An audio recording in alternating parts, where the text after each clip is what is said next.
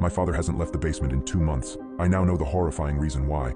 After my mom died, my dad would spend hours in his room rotting away in his bed. Then it progressed to what he started doing in the basement. Trying to talk to him was useless, but looking back, I wish I tried to help him before he slipped into insanity. The first time I saw my dad slip down into the basement was when he was carrying a notebook and a mannequin. I tried questioning him about it, but the only response I received was a half mumble before he shut the door behind him. I shrugged it off, as I assumed he was finally embracing a hobby to cope, but I began thinking otherwise really fast. When a few days passed without seeing him emerge, I knew something was going on. I tried opening the door, but it was locked.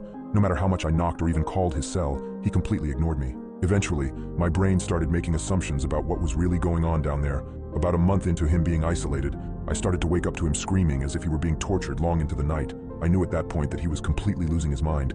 Disgusting stenches I couldn't identify began filling the house. Looking back now, I don't know why I didn't call anyone, tell anyone, or ask for help, but deep down, I just wanted my dad to get better on his own. I didn't want anyone to know that my dad was acting like a freak. As the second month of this behavior approached, his screams turned into whimpers and pleads. I was now worried that something far more sinister was taking place, and I knew that I couldn't sit back and let my father destroy himself any further. Although I was scared about entering his space, I knew I had to save my dad. On a Friday, when I was coming back from school, I could hear my father manically laughing and decided it was time to break down the door. Using a wrench from one of my dad's toolboxes, I managed to crack the wood frame, making it easy to push it open.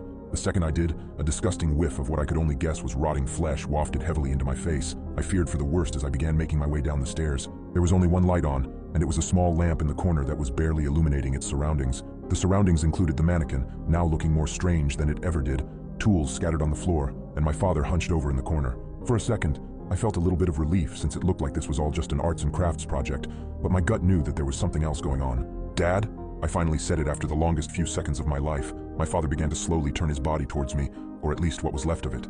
Several bandages wrapped my father's limbs. Parts that hadn't been covered yet revealed deep wounds where his skin had been removed. My father's screaming during the night has now started to make sense. Not paying attention to my own body, my foot missed the next step on the staircase, and I tumbled down onto the basement floor. Immediately, I pushed myself up against the wall, doing my best to keep my distance from my dad. "Dad, what have you done?" My dad grinned wide to reveal that not only did he have missing patches of skin, but he also had missing teeth. I stared past him and back at the mannequin and quickly realized where my dad's skin and teeth had gone. He was attaching them to the mannequin. "She doesn't have to be dead."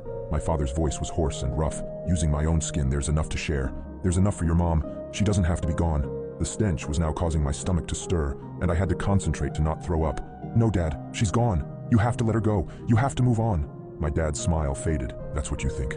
That's what you want, isn't it?" My dad began standing up, pieces of flesh dripping off of him as he did.